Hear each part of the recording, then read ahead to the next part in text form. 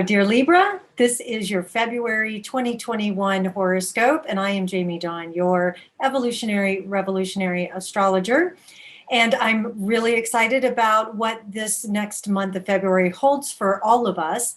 And so just as a reminder, if you have a Libra sun, Libra rising, or Libra moon, this is how the planets could influence you. So just have a look in your personal chart to see where Libra falls. And this is where we're going to talk about Mars, Mercury, Venus, and the new moon, the full moon, and then the sun also in your chart. So let's start with Mars, which is still in Taurus, moving through your 8th house. Mars entered Taurus January 6th, and it will continue through your 8th house all month of February. Now, you probably already started this, but you may have been driven and are still driving to create long-lasting, sustainable results from your partnerships and relationships. And as Mars is pushing and is trying to get some very practical and methodical solutions together for you so that you can see that your partnerships and relationships in life, not just romance, but that is included, but it's also business partnerships or those that you are trying to bond with emotionally. You're wanting everybody to be on the same page and to add value to yourself, to each other, and to the community at large.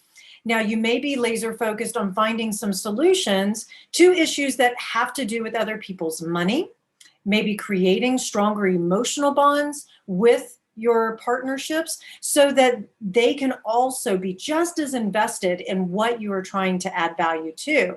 I think of it from the business perspective. If you're running a team or you have cohorts that you're working with, if you direct them and you tell them everything to do, then they're not as invested in the decisions or they're not as invested in the results of what you're trying to accomplish. So with Mars and Taurus here, it's inviting you to just continue taking your time and allowing enough patience and space for others to get involved. I realize Mars is not the patient sign, however, or planet, but it does have a sense of patience when it's in the sign of Taurus. It also offers a lot of tenacity. So if you're running into certain obstacles or stubbornness from others, maybe even yourself, reminding yourself to blessed are the flexible, for they're never bent out of shape. And bring in some of that lighthearted Libra energy that you have. Now, we are already entering the month of February with Mercury retrograding through your 5th house. This can be where a love affair that may have ended or that sort of got put on the back burner, fizzled out, that sort of thing, it could come back for you to revisit, to maybe do in a different way. I would also say that because Venus is moving into Aquarius on the 2nd of February, she's going to offer her beauty and her love and her attractive quality to this as well. And so it may be very easy for you to attract someone either from the past or you have taken a learning or a lesson that you experienced from the relationship and you bring it to a new relationship that could show up this month as well, especially because this is going to be trining your sun. So it's going to probably energize you to show up. How do I want to show up in relationship? Now, granted, Mercury retrograde is not the best time to start a new love affair. However, if you do, I would say, please don't hold yourself back, Libra. Enjoy. What I would say is take your time and don't make promises that you can't keep. Don't, jump in with the first date and then the U-Haul the next date. Take your time. I would also say be open to maybe some unusual people, ones that you wouldn't normally be attracted to. You may, with all this Aquarian energy, find that there is someone who a friend introduces you to, and they wouldn't normally be your quote unquote type, but they actually are very complimentary for you.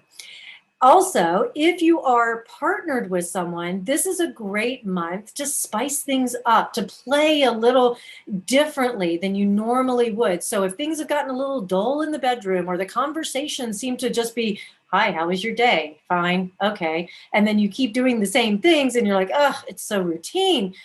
This is a great month to bring in maybe doing some research around how to engage each other in some other ways. Maybe there's a new project that you join together in, and it's something you're both interested in that you do a little research on to start maybe the end of the month into March. Also, for those of you who like to mix it up and socialize, because Libra is a very social sign, you may attract individuals who value freedom and independence. That can really influence and inspire you so that you're able to share in lively debates and conversations.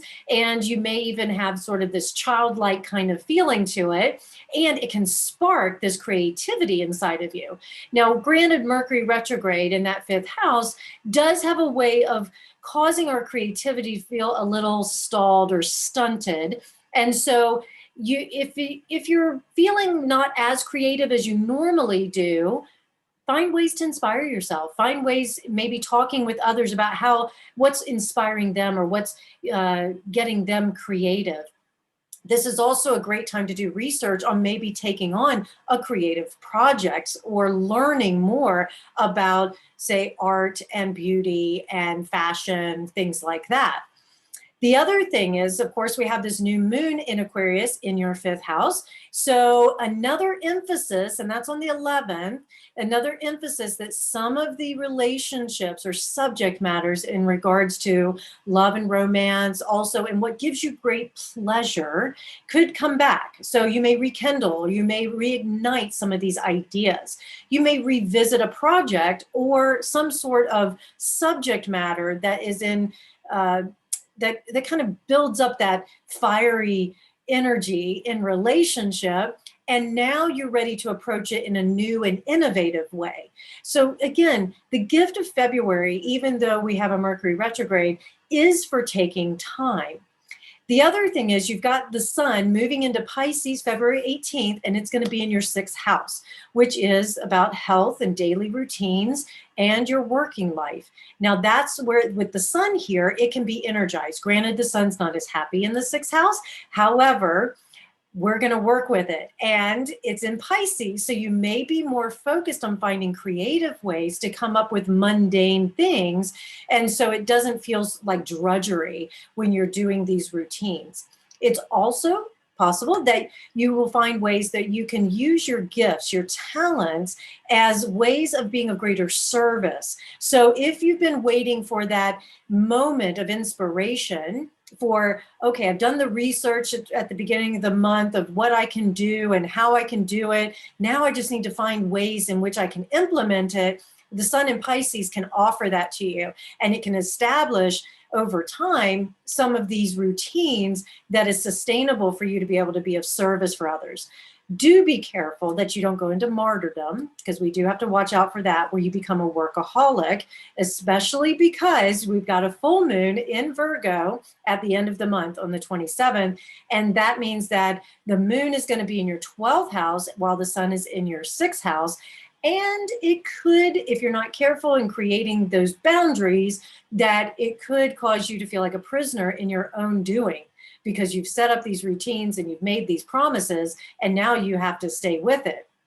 Now, I will say on the other side of this, the sun in Pisces and this full moon can also find ways where you're looking at, say, a health issue, or you want to get into the health profession, that maybe you find a mentor, or you find your niche in the health industry or fitness industry. You can also find a health professional. So those of you who may have been dealing with some of the mental stresses, you may decide to find your therapist or your coach at this time. The other thing with this full moon at the end of the month is letting go of the limiting beliefs. Anything that has kept you feeling as though you can't accomplish something, or feeling as though you're not good enough, or feeling as though you're trapped in some routine, some mundane thing that you just can't get out of. What this Virgo full moon can offer is that you take inventory of what's useful, what's not useful for you, and you can find ways to have clarity. and have discernment. This can also be a great time to deepen your spiritual intuitive practices, your dream state. And that can allow you to find pieces and parts, maybe a whole picture when making decisions moving forward. You'll know, if you want clarity, because at the beginning of the month, we don't have a lot of clarity with Mercury retrograde. When Mercury goes direct towards the end of February, we're still in shadow, but some clarity will start to come through the fogginess. And you can use this full moon in Virgo to let go and release also anything that may have felt like you had to escape for a while. If there's addictions, this is a great time for you to find that help. Anytime is a good time, but this may also energize you and inspire you to get that extra help. Maybe you decide that's the path that you go down, is that if you're looking for some sort of professional direction or daily routine, it's to help others go through their addictions and to support them. That's a way of being of great service. So again, the whole month of February for you is a couple of things. The main theme, love affair, pleasure, what do you do for creativity and how you express it, might be slow, might be stunted at times, but it also is a great time to revisit and redo some things. And by the end of the month, you can find a greater sense of purpose of how you can be of great service to yourself and others. Okay, Libra, I hope this helps. I'd love to hear how the month of February goes for you. Like, comment, share, subscribe to these videos. Find me at jamiedawn.com. And I can't wait to talk to you. Take care.